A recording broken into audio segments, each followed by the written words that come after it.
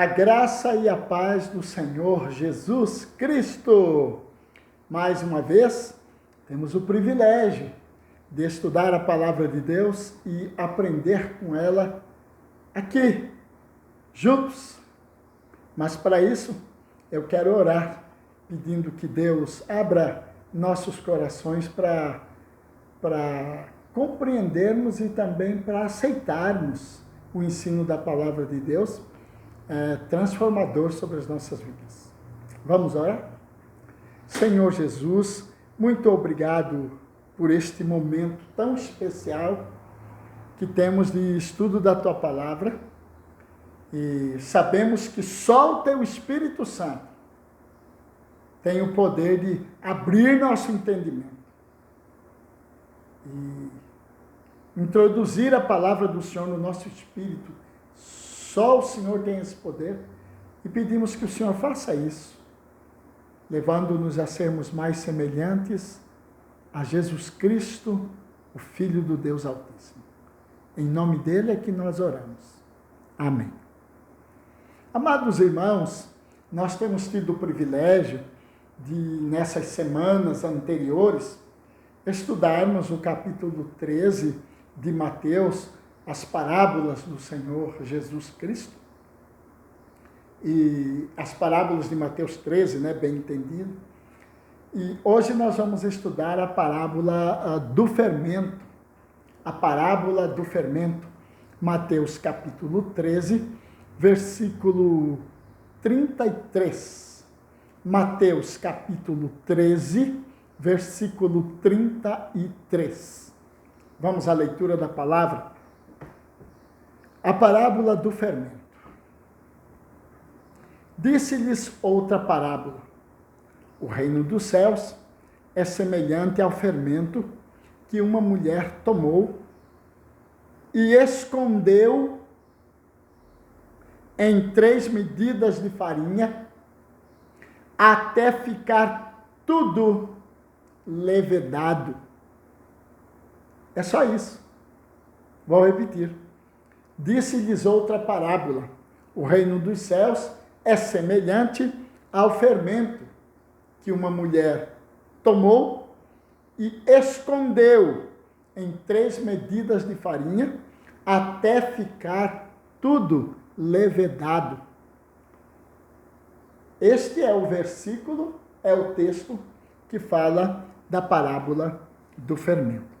Nesta parábola, também narrada por Jesus em Lucas capítulo 13, 20 e 21, Cristo continua a desenvolver seu ensino resultante das parábolas anteriores, ou seja, a parábola do semeador, a parábola do trigo e do joio, a parábola do grão de mostarda. Na do semeador, a rejeição da palavra de Deus. Na do trigo e joio, a oposição ao serviço de Deus. Na do grão de mostarda, o aborto dos propósitos de Deus. E hoje nós vamos ver então esta parábola do fermento, para que compreendamos melhor o que o Senhor Jesus pretendia dizer quando proferiu esta parábola. Vamos examinar as 3 partes que a compõem. Esta parábola é composta por 3 partes, ou 3 figuras compõem esta parábola. A mulher, o fermento e a farinha, ou as 3 medidas de farinha, tá? A mulher, aliás, o fermento, a mulher e a farinha. Uma utilização dessas figuras de linguagem, feita independentemente das escrituras, resulta em erros de interpretação e até mesmo em heresias. O que eu estou falando? Eu estou falando que se você pegar a parábola do fermento, ler e tentar explicá-la ou entendê-la sem pegar as parábolas anteriores e os ensinos que vêm nas parábolas anteriores, você vai acabar interpretando mal esta parábola, ou até mesmo ensinando heresias ou concordando com heresias, se alguém está ensinando esta parábola solta ou fora das demais.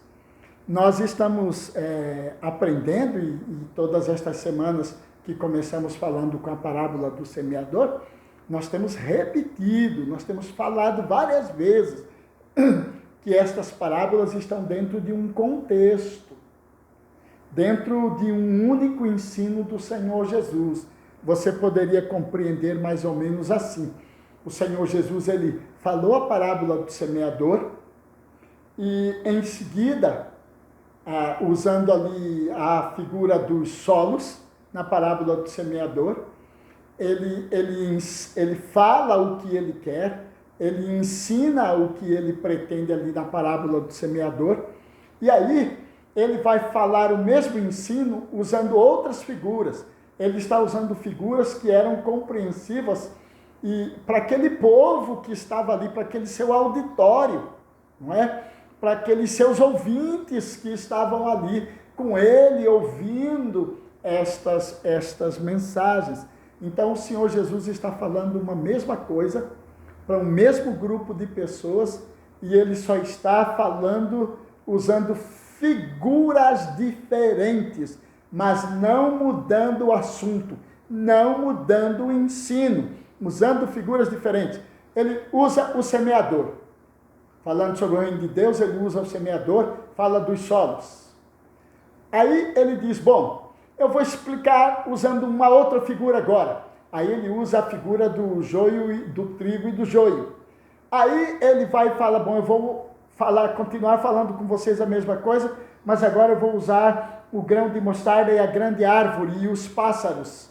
Então ele está usando várias figuras que o povo daquela época e que os seus ouvintes podiam compreender, mas não mudando o ensino, não mudando o assunto, mudando figuras, mas não o assunto, mudando figuras, mas não o ensino.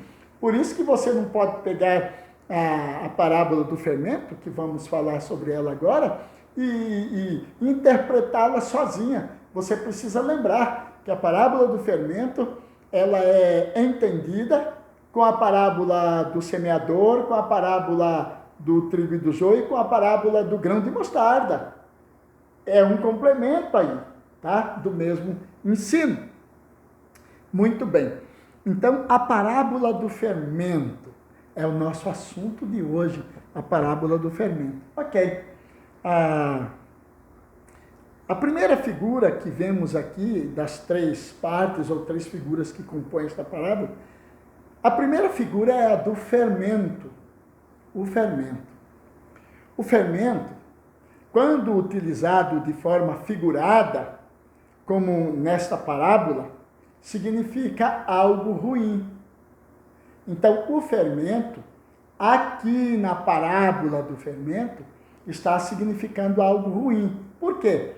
Na parábola do semeador tinham os solos ruins, na parábola do joio e do trigo tinha o joio que era o ruim, na parábola do grão de mostarda nós vimos a árvore, que é a parte ruim, onde aninhavam as aves dos céus, que são, as aves são o maligno, disse Jesus, as aves do céu são o diabo, né? Então, aqui nesta parábola, a parte ruim é o fermento. Tá bom? O fermento. O fermento é invariavelmente usado para representar algo que é ruim, que é corrupto, não é isso? E insatisfatório nas Escrituras. Quando você vai olhar as Escrituras, e lembram que no estudo passado eu disse, olha, a Escritura ela é interpretada com as Escrituras. A Escritura interpreta a si mesma. Então, você, para falar sobre fermento, aqui na parábola do fermento, você não pode só olhar para aqui e falar olhando só para aqui. Você tem que lembrar que a Bíblia toda tem uma ideia sobre fermento. E Jesus Cristo não ia abortar a ideia que toda a Bíblia tem de fermento. Ele vai andar na ideia bíblica sobre fermento. E é essa a ideia que ele está usando aqui. O fermento como algo ruim. Tá? Ok? O fermento fala da mistura do mal com o bem. que é a farinha, que nós vamos ver daqui a pouco. Então, o mal é o fermento, ou a mistura da santidade com a corrupção. Aquilo que é santo e aquilo que é corrupto juntos. Pastor, o que é santo e o que é corrupto? Sim. Lembram da parábola do semeador? Os solos ruins estavam ali recebendo a mesma semente que o solo bom. Lembram da parábola do trigo e do joio? Uma semente boa e a semente ruim sendo semeada no mesmo campo. Lembram do grão de mostarda? O grão com o propósito dele pequeno, mas ele, aquele grãozinho ali, então, resolve crescer de modo anômalo, né? Há uma anomalia no crescimento dentre as hortaliças, ela se torna uma árvore e as aves dos céus aninham-se ali. Então, ele vem falando a mesma coisa, então ele vai mostrar, ele está mostrando em todas estas parábolas, o reino de Deus aqui na terra tem sempre o que é de Deus e o infiltrado que vem do inimigo. Então, ele está falando aqui da parábola do fermento, ele está usando, vou mostrar para vocês, o fermento é algo ruim, mas ele vai ser aplicado em algo bom, que é a farinha. Viu? É a mesma coisa que ele vem falando, usando figuras diferentes, ok? Então, a primeira referência negativa ao fermento, nós vemos lá no livro de Gênesis, capítulo 19, versículo 3, quando Ló fez assar pães asmos, ou seja, pães sem fermento, para servir aos anjos. Por que a hora que os anjos chegam à casa de Ló e Ló reconhece que eles são anjos, por que Ló manda assar e faz assar e assa pão sem fermento para os anjos? Sabendo que era de Deus, então, com estes aqui é sem fermento, porque o fermento fala de corrupção, fala do que é mal, fala do que é humano, introduzido no que é divino, ok? E diz o texto lá em Gênesis 19, 3, que os anjos comeram o pão asmo, pão sem fermento. Asmo quer dizer sem fermento. A segunda referência, a negativa, que vemos quanto ao fermento, é Êxodo capítulo 12, versículo 15. Ali há uma ordem divina dada aos israelitas ao saírem do Egito. Quando os israelitas estavam saindo do Egito, Deus dá uma ordem severa para o povo. Deus diz assim: 7 dias comereis pães asmos. 7 dias comereis pães sem fermento. E o texto continua dizendo, você pode conferir, Êxodo 12, 15, o texto continua falando e diz assim, o Senhor disse assim para o povo: qualquer que comer o pão levedado, ou seja, o pão com fermento, será eliminado de Israel. Veja, olha aí mais uma vez, começa em Gênesis, mostrando negativamente o fermento como algo negativo. Agora vem em Êxodo, está aí o Senhor dizendo, tira aí o fermento. E se alguém comer alguma coisa com fermento nesses dias, será eliminado do povo de Israel. Dentro da lei mosaica, dado logo depois, o fermento é usado como um símbolo para o pecado. E você pode ver isso lá em Êxodo 34, versículo 25. O Senhor Deus diz assim para Moisés, e está ali na lei, né? Não oferecerás o sangue do meu sacrifício com pão levedado. Deus está dizendo, não oferecerás o sangue do meu sacrifício com pão com fermento. Levedado quer dizer com fermento, tá? Então o Senhor Deus está dizendo, quando você for oferecer o sangue do meu sacrifício, é pão sem fermento. Então, em Êxodo capítulo 12, versículos 8, versículo 15, versículo 19, versículo 20, lá em Levítico, capítulo 2, versículo 11, Levítico 6, de 14 a 18, nós lemos o Senhor dizendo as seguintes palavras: pois de nenhum fermento, nem de mel algum, fareis oferta queimada ao Senhor. Pois de nenhum fermento ou mel, fareis oferta queimada ao Senhor. Está vendo? Então, a figura do fermento, Gênesis, Êxodo, Levítico, e vai por toda a Bíblia, é uma figura negativa. Por que agora, na parábola do fermento, em Mateus 13:33, Jesus Cristo iria usar essa figura de modo positivo? Por que vamos usar o fermento aqui agora para falar que o fermento é o Evangelho, que vai entrar na sociedade, vai ganhar a sociedade? Por quê? O Senhor Jesus não está falando disso. O Senhor Jesus vem falando o mesmo assunto. O reino dos céus é semelhante a algo bom, mas aí vem o ruim, introduz algo bom que nasce, mas daí cresce, é ruim. Há algo bom que alguém que está aqui, mas a pessoa tomou algo ruim e botou no meio. Ele está falando desse assunto. Ele está falando que o reino dele aqui na terra vai ter sempre, no meio da igreja, no meio do reino, no meio das coisas de Deus, vai ter sempre o infiltrado. Tá bom? Vai ter sempre algo que não é de Deus. Mas o próprio Deus disse, não mexam aí. Isso eu vou mexer na consumação dos séculos. Ok? Uma razão para essa proibição do fermento e também do mel se encontra no fato de que a fermentação, ela implica em um processo de corrupção. A fermentação é um processo de corrupção. O fermento é colocado na farinha e ele corrompe a farinha para dar aquele crescimento espantoso. Para dar esse crescimento, é o fermento que entra, é o fermento que é introduzido, tá bom? Então a gente precisa guardar isso, que o Senhor vem falando sobre isso, tá certo? Fala desta corrupção, desta mistura.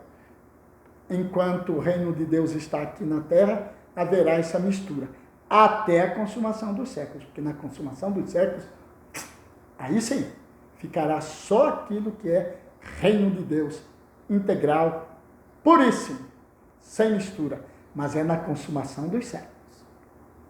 Ok? O mel ele era excluído do sacrifício, porque o mel é símbolo do homem em busca da glória pessoal. O mel é símbolo do homem em busca da glória pessoal. Vocês se lembram daquela passagem em que Saul faz um voto precipitado e Saul diz que até que aquela guerra tivesse terminado, ninguém poderia se alimentar de jeito nenhum. Mas quando Saul fez o voto, Jonatas e o escudeiro dele não estavam presentes. Portanto, Jonatas não sabia do voto que Saul havia feito, e eles guerrearam tanto, e eles estavam tão famintos, tão exaustos, que quando todo o exército passou por uma porção, uma colmeia enorme, e o mel estava ali vazando pela estradazinha por onde eles passaram, muito mel ali escoando, Jonatas então passa a lança dele e molha num punhado de mel, e quem sabe pega um favo de mel e põe na boca. Quando Jonatas come aquele mel, seus olhos brilham, né? O vigor humano recebe força. O mel, simbolicamente, aqui, quando o Senhor proíbe o mel no seu sacrifício que seria queimado, o mel é símbolo do homem em busca da glória pessoal. Por isso o mel é proibido no sacrifício que seria queimado ao Senhor. Ok? Mostrando então que o fermento, as escrituras em todo o tempo mostram o fermento como uma figura negativa. Não há porquê de usar aqui na parábola do fermento, o fermento como algo positivo, não. Isso é falta da compreensão de todo o texto, ok? Para os judeus, o fermento era símbolo do mal. Você vai ver nas escrituras, o judeu tem essa compreensão. O fermento é símbolo do mal. As palavras fermento ou levedado, sem fermento ou asmos aparecem 71 vezes no Antigo Testamento e 17 vezes no Novo Testamento. Repetindo, então, essas palavras fermento, levedado, asmo ou sem fermento, né? Estas palavras elas aparecem no Velho Testamento 71 vezes e no Novo Testamento 17 vezes, ok? Isso é muito importante. E toda vez que aparecem esses termos, as 71 vezes no Velho Testamento e 17 no Novo, é uma figura, o fermento está aparecendo como algo mal, representando o mal, tá? Representando a deterioração, a corrupção, a maldade, a malícia, ok? Jesus mencionou, por exemplo, o fermento dos fariseus. Lembram que Jesus fala? O fermento dos fariseus, você pode conferir em Lucas 12:1. Jesus fala também do fermento de Herodes, em Marcos 8, 14 e 15. Jesus fala do fermento dos saduceus, em Mateus 16, versículo 6 e versículo 12. Está vendo? Jesus usando a figura como algo negativo. Ó. Fermento dos fariseus, fermento de Herodes, fermento dos saduceus. Jesus usando o tempo todo como algo negativo. Por que aqui na parábola do fermento vai ser algo positivo? Não pode. A Bíblia explica a Bíblia. A Bíblia interpreta a Bíblia. Você me entende? Você compreende?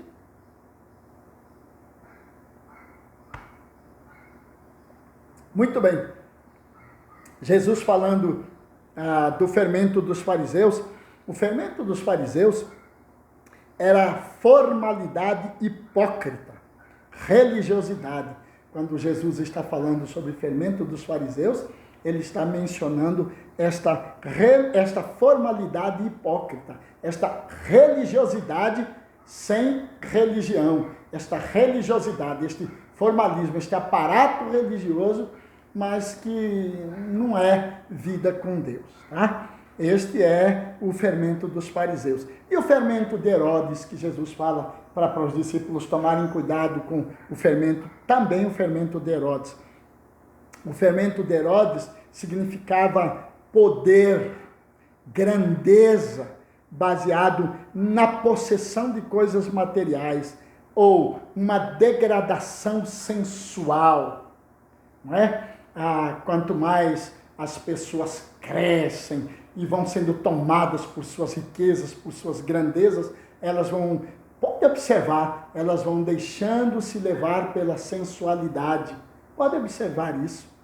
Tá? Então, este é o fermento de Herodes. O fermento dos saduceus é o ceticismo, o racionalismo, uma negação do sobrenatural, uma negação da ação sobrenatural de Deus. Este é o fermento dos saduceus.